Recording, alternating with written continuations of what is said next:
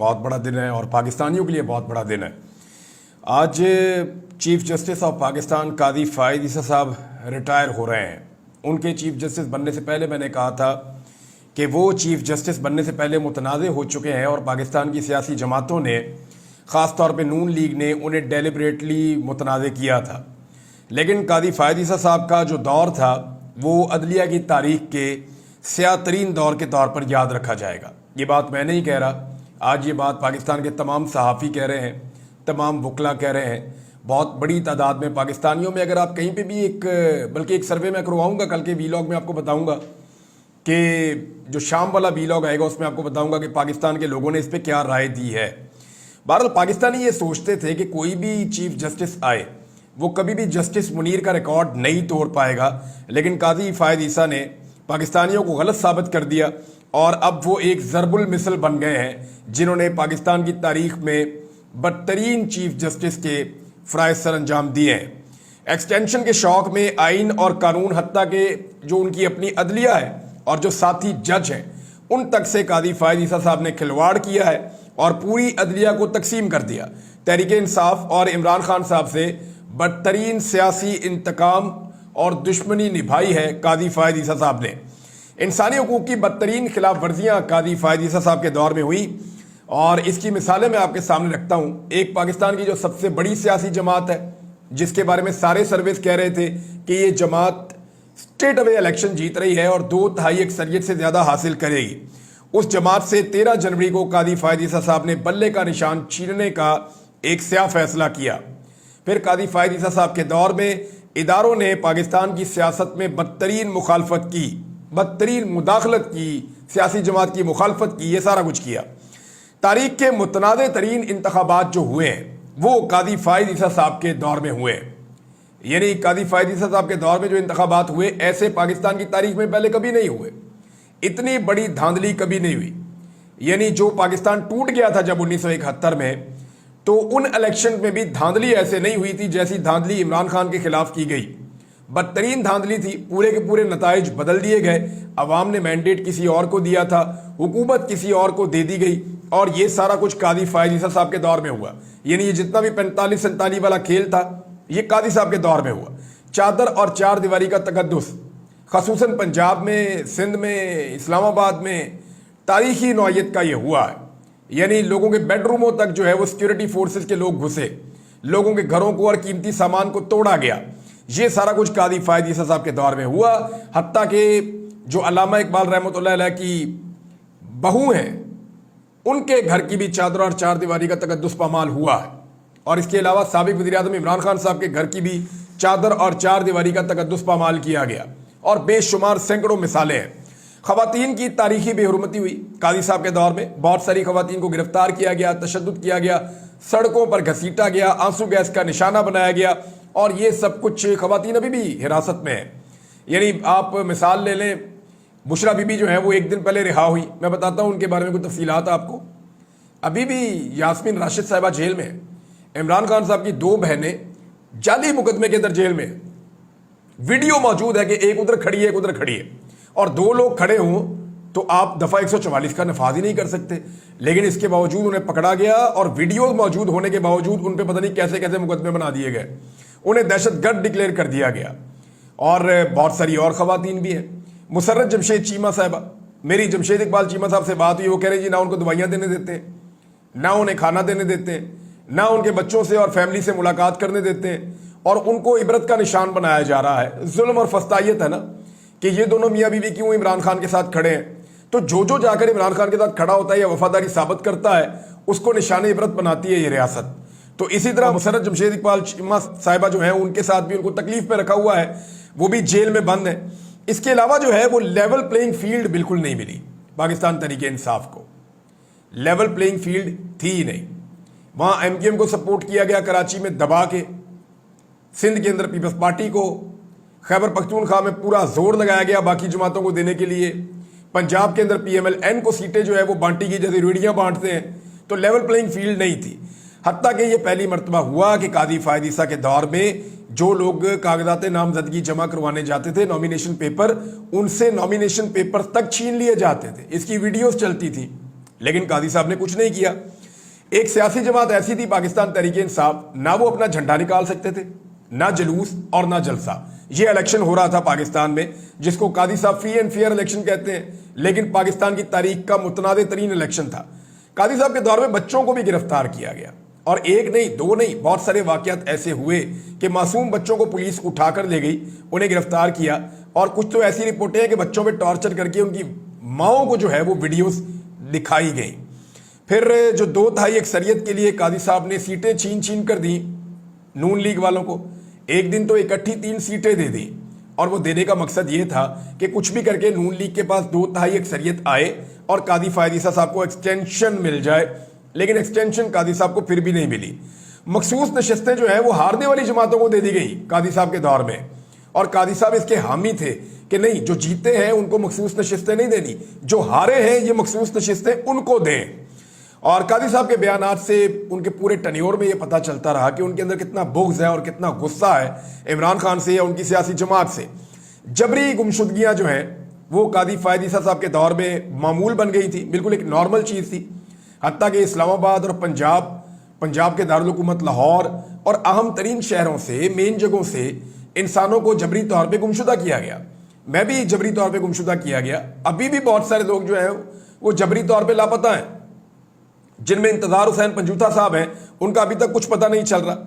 پھر میڈیا کے اوپر ایک جبر کا ماحول رہا قاضی صاحب کے دور میں, میڈیا بالکل انڈیپینڈنٹ نہیں رہا. اچھا, حیرت کی بات ایک اور بھی ہے, قاضی صاحب وہ واحد شخصیت ہیں جنہوں نے اپنے حمایتی کھو دیے.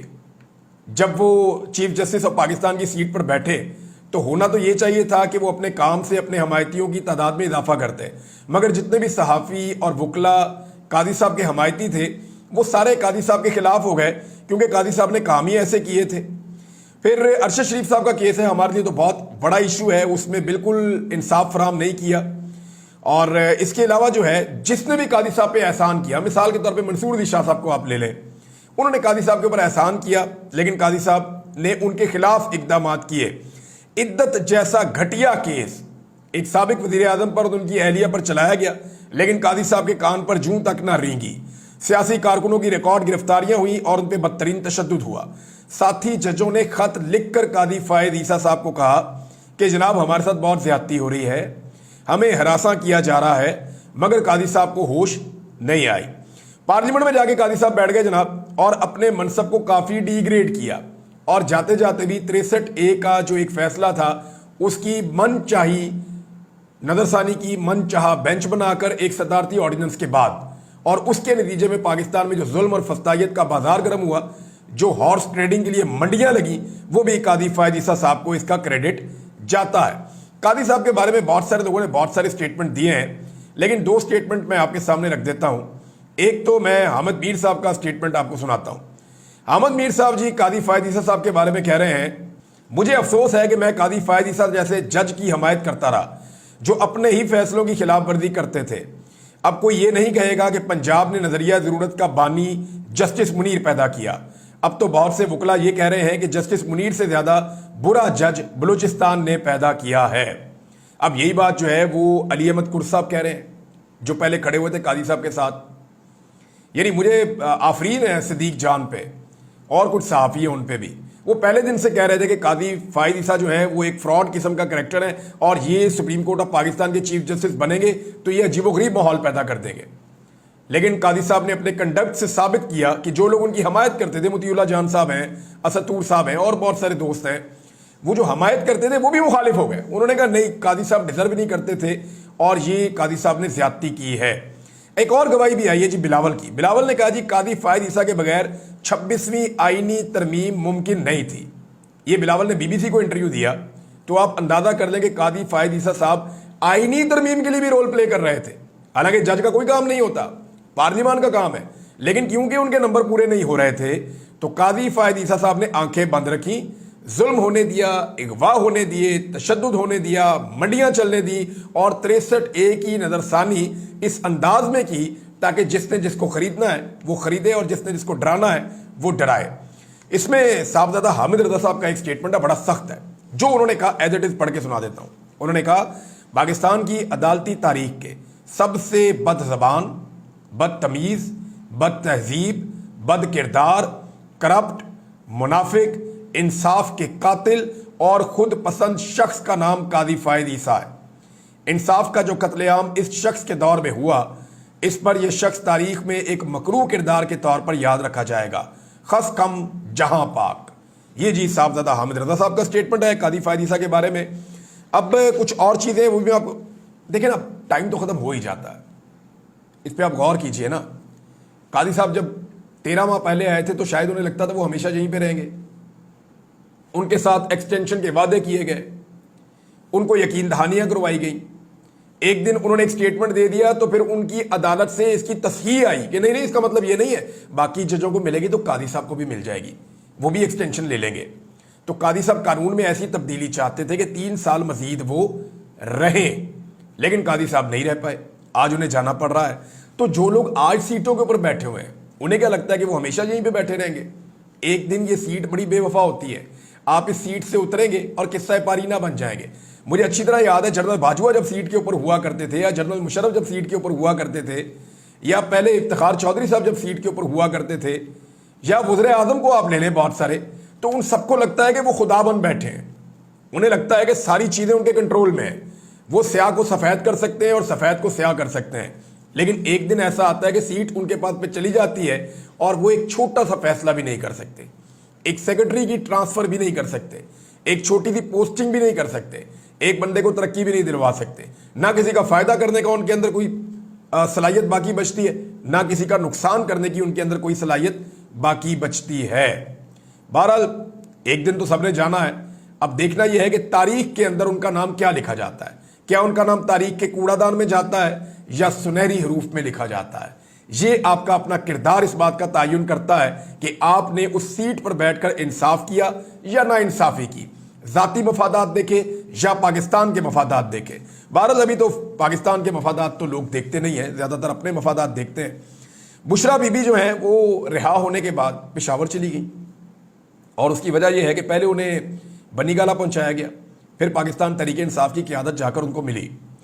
तहरीक इंसाफ के लोगों ने इमरान खान साहब का पैगाम पहुंचाया, ख़ासतौर पे जो वकला मिले थे इमरान खान साहब को, उन्होंने कहा जी कि बुशरा बीबी साहिबा आपके लिए इमरान खान साहब का पैगाम है कि आप पेशावर चली जाएं, और ये सेफ्टी के हवाले से कहा गया कि आपको पेशावर जाना चाहिए। इमरान खान साहब की हदायत पे फिर वो पेशावर चली गई, वहाँ पे उनको अकोमोडेट किया गया है, उनका मेडिकल चेकअप वगैरह भी होगा। लेकिन फैसल वाडा वगैरह और कुछ और टाउट्स हैं, वो ये कह रहे हैं कि जी बुशरा बीबी की डील हो गई है। देखिए ये वो लोग हैं जो पहले कहते थे कि बुशरा बीबी जो है वो वादा माफ गवाह बन गई। ये वो लोग हैं जो कहते थे कि बुशरा बीबी पर मुकदमा हो गया, अब लग पता जाएगा। तो जब बुशरा बीबी पर मुकदमा हुआ तो वो खुद चली गई जाके, उन्होंने कहा जी मुझे गिरफ्तार कर लिया जाए। फिर उन्होंने कहा मैं इमरान खान की कमज़ोरी नहीं, इमरान खान की ताकत बनूंगी, और उन्होंने ये बात साबित की। अब डील का जो लोग बात कर रहे हैं वो क्यों कर रहे हैं? देखें, डील की बात वो इसलिए कर रहे हैं कि वो इस खानदान से लड़ते लड़ते लड़ते लड़के थक गए हैं, और अब उनके अंदर मजीद लड़ने की सकत बाकी नहीं है, क्योंकि जिल्लत ही बहुत है इस काम के अंदर कि आप औरतों से लड़ते हैं, आप लोगों को कैदी बनाते हैं, आप लाकानूनियत करते हैं, फस्तायत करते हैं, जुल्म और जबर का सहारा लेते हैं, तो इसमें इज्जत तो नहीं मिलती।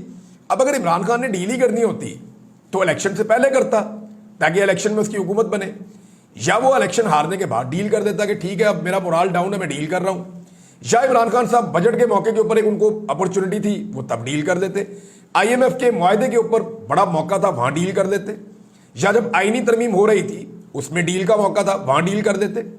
मैं आपको जिम्मेदारी के साथ कह रहा हूं कि 2 मुलाकातें इमरान खान साहब से की हैं लोगों ने जाके जेल में। इमरान खान साहब को ऑफर्स दी गई हैं, उन्हें जो ऑफर्स दी गई हैं, मुझे आज मेरे एक सोर्स ने बताया कि इमरान खान साहब को ये ऑफर्स दी गई थी जेल के अंदर कि हम आपको फैसिलिटेट करते हैं, आप पाकिस्तान से बाहर जाना चाहते हैं तो अब भी आपके पास ये ऑप्शन मौजूद है, हम आपको जेल के अंदर भी फैसिलिटेट कर सकते हैं, अस्पताल में भी फैसिलिटेट कर सकते हैं, हम आपके साथ टाइम लाइन तय कर सकते हैं कि इतने अरसे में आप बाहर आ जाएंगे, हमारी चंद छोटी छोटी चीज़ें वो आप मान लें। लेकिन इमरान खान साहब ने किया साफ इनकार। इमरान खान साहब ने कहा मैं यहाँ पढ़ा हूँ ना, यहीं पढ़ा रहूँगा, 100 साल भी मुझे यहाँ रखोगे मैं यहाँ रहूँगा, लेकिन मैं अपने लोगों के साथ धोखा नहीं करूँगा और मैं कंप्रोमाइज़ नहीं करूँगा। अब लोगों को अपने आप से एक सवाल पूछना चाहिए कि जेल में बैठा हुआ एक आदमी आपसे धोखा नहीं कर रहा, तो क्या आप उस आदमी के साथ मुखलिस हैं? क्या उसकी आवाज़ के ऊपर आप भी उसी शिद्दत से खड़े हैं या नहीं खड़े? अब जो लोग कहते थे डील होगी, तो किस चीज़ पे इमरान खान ने डील की? आईनी तरमीम भी होगी तो अब इमरान खान ने डील कर दी है। अगर इमरान खान ने डील की होती तो वो अपनी बेगम को बनी गाला या जमान पार्क भिजवाते कि उनको खतरा ना होता कि दोबारा उनकी बेगम के ऊपर शब खून मार के उन्हें गिरफ्तार किया जा सकता है। लेकिन इमरान खान साहब ने उन्हें पेशावर भिजवाया। इसका मतलब क्या है कि उनकी कोई डील नहीं हुई। अब उनकी बहनों का जो है मुकदमा ही कोई नहीं है। उन्होंने आज हर हाल में आज़ाद होना है। अब इसको भी डील का तासुर दिया जाएगा। क्या मियाँ गुलशन औरंगजेब साहब जो हैं जज साहब, वो डील का हिस्सा है? भाई मुकदमे ही खत्म हो गए, अब आपने किस चीज में अंदर रखना है? इमरान खान के ऊपर भी सारे मुकदमे खत्म हो चुके हैं नादरीन। उसूलन इमरान खान साहब को अगस्त से पहले बाहर आ जाना चाहिए था। जुलाई से उनके मुकदमे खत्म हो चुके हैं। वो सिर्फ जुडिशियल रिमांड पे हैं। यहां इस्लामाबाद हाई कोर्ट के अंदर चीजों को डिले में डाला जा रहा है, वरना इमरान खान साहब को अब तक आजाद होकर बाहर आ जाना चाहिए था। बहरहाल इमरान खान साहब ने कहा जी आप वहां चली जाएं, और वो चली गई। इसके अलावा जनाब कादी फायद ईसा साहब की रिटायरमेंट के साथ ही खबर आ रही है कि नवाज शरीफ साहब, और ये एक्सप्रेस न्यूज़ ने छापी खबर, वो ये कह रहे हैं कि नवाज शरीफ साहब जी पाकिस्तान से जा रहे हैं। मैंने आपको एक मरतबा नहीं कई मरतबा कहा था कि जब कादी फायद ईसा पाकिस्तान में चीफ जस्टिस बने तो नवाज शरीफ साहब आए थे, और मैंने आपको कहा था कि अगर ये चीफ जस्टिस ना रहे तो नवाज शरीफ पाकिस्तान से चले जाएंगे। और वही हो रहा है कि नवाज शरीफ कादी के अलावा किसी पे एतबार नहीं करते। यानी आप ये देखें ना कि आर्मी चीफ तब्दील हुआ, नवाज शरीफ नहीं आए। वज़ीर आज़म तब्दील हुआ, नवाज शरीफ नहीं आए। वज़ीर आज़म फिर तब्दील हुआ, नवाज शरीफ नहीं आए। भतीजा वज़ीर आला बन गया, नवाज शरीफ नहीं आए। इमरान खान जेल में चला गया, नवाज शरीफ नहीं आए। नवाज शरीफ आए जब कादी फायद ईसा चीफ जस्टिस बना, और अब कादी फायद ईसा साहब इस ओहदे से हट रहे हैं तो नवाज शरीफ साहब इमीडिएटली वापस अपने मुल्क जो है वो बरतानिया पहुंच रहे हैं, क्योंकि मियाँ साहब को सबसे ज़्यादा एतबार इस मुल्क में ऐसा लगता है कि कादी फायद ईसा साहब पे था, और जो मैंने आपको कहा वो साबित भी हो रहा है। अख्तर मेंगल साहब के ऊपर भी जनाब एक मुकदमा दर्ज कर दिया गया है। लेकिन इससे पहले एक और चीज़ आपको बताता हूँ। फजलुर रहमान साहब की पार्टी ये कह रही है कि हमें यकीन दिलाया गया था कि जस्टिस मंसूर को बनाया जाएगा चीफ जस्टिस। तो मेरे ख्याल में फजलुर रहमान साहब की पार्टी अब धोखा दे रही है। देखें, अगर जस्टिस मंसूर अली शाह साहब को भी बनाना था तो वो तो सबसे सीनियर थे, वैसे ही बन जाते। फिर आपको 3 बंदों वाला ये खेल खेलने की क्या ज़रूरत थी? ये जो आपने तरमीम के अंदर 3 बंदों वाला शामिल किया कि 3 सीनियर जजेस में से एक को बनाया जाएगा, तो आपने तो खुद चांस फराहम किया गवर्नमेंट को। अब बिलावल भी ये कह रहे हैं कि मुझे नहीं पता था कि मंसूर अली शाह साहब नहीं बनेंगे। भाई ये सारा खेल खेला ही इसलिए गया है कि एक शख्स जो चीफ जस्टिस ऑफ पाकिस्तान बनने के अहल था, सबसे सीनियर जज था और सबसे बेहतर जज था, उसको आपने चीफ जस्टिस ऑफ पाकिस्तान नहीं बनने देना था। आप एक कंप्रोमाइज आदमी लाना चाहते थे जो आपकी हुकूमत को तहफ़्फ़ुज़ दे, लिहाजा आप एक आईनी तरमीम लेकर आए और उसके बाद आपने अपना फैसला कर लिया। अब देखना यह है कि जस्टिस याह्या अफरीदी साहब आपकी उम्मीदों पे पूरा उतरते हैं या इंसाफ देते हैं कानून के मुताबिक। रियाज फतियाना साहब का बेटा भी वापस आ गया जी, क्योंकि आईनी तरमीम हो गई तो उनका बेटा वापस आना ही था। उनका बेटा भी वापस आ गया। उम्मीद है कि पंजूथा साहब भी वापस आ जाएंगे और अब उन्हें छोड़ देना चाहिए। कादी साहब चले गए हैं तो औरिया मकबूल जान साहब को भी छोड़ दें, जिन्हें जिद सी औरिया साहब से। अगर वो चले गए हैं तो औरिया मकबूल जान साहब को इस उम्र में गिरफ्तार किया हुआ है, उनके साथ जुल्म और ज्यादती की जा रही है, तो उनको भी रिहा किया जाए। अख्तर मेंगल साहब पे जी मुकदमा दर्ज कर दिया गया कि सेनेट में आए थे, इन्होंने वहाँ कोई दहशतगर्दी की है। तो मामला ये है कि अख्तर मेंगल साहब तो आए थे सिर्फ अपने 2 सेनेटर्स को देखने के लिए, और इन्हें वहाँ से निकाल दिया गया था, और लेडी ऑफिसर ने कहा था कि निकाला है। मेंगल साहब अगर वहाँ बैठे रहते तो वो अपने 2 अरकान को देखते ईवान में और कहते आके इधर बैठ जाओ अपोजिशन के साथ, और मुमकिन है कि वो आकर इधर बैठ जाते। इसलिए उन्हें वहाँ से ज़बरदस्ती निकाला गया ताकि सेनेट के नंबर पूरे हों। अब मेंगल साहब के ऊपर मुकदमा दर्ज कर दिया गया है, तो मेंगल साहब ने इस पर एक ट्वीट किया है और चैलेंज कर दिया है। अख्तर मेंगल साहब ने कहा जी ये मेरे लिए एजाज़ और बेहद फ़ख्र की बात है कि 26वीं आईनी तरमीम के खिलाफ खड़े होने पर मेरे खिलाफ FIR दर्ज की गई। बदकिस्मती से आज सुबह 9 बजे मैं दुबई रवाना हो चुका था। जैसे ही मैं वहां पहुंचा आप लोगों की तरफ से ये खूबसूरत तोहफा मिला। अगर मुझे पहले इल्म होता तो मैं अपनी परवाज़ मनसूख कर देता। अब बताएं जनाब सदर और वज़ीर आज़म, मेरी गिरफ्तारी के लिए आप किस एयरपोर्ट पर लैंडिंग चाहते हैं? इस्लामाबाद, कोयटा, पिंडी या लाहौर? मेरे ख्याल में मेंगल साहब को वापस आके फौरी तौर पे गिरफ्तारी देनी चाहिए और इस निज़ाम को चैलेंज करना चाहिए, क्योंकि उनके ऊपर भी शक किया जा रहा है कि शायद उन्होंने ये कंप्रोमाइज़ किया है, और ये मुकदमा भी शायद इसलिए उनको पहले बाहर जाने दिया गया, बाद में दर्ज किया गया, ताकि ये कोई डील का हिस्सा है। कुछ लोग ये भी तासुर दे रहे हैं, लेकिन मुझे ऐसा लगता नहीं है। मेंगल साहब वापस आएंगे, गिरफ्तारी देंगे, सामना करेंगे, मैं उनसे ये उम्मीद करता हूँ। अब तक के लिए इतना ही। अपना ख्याल रखिएगा, अपने चैनल का भी। अल्लाह हाफ़िज़।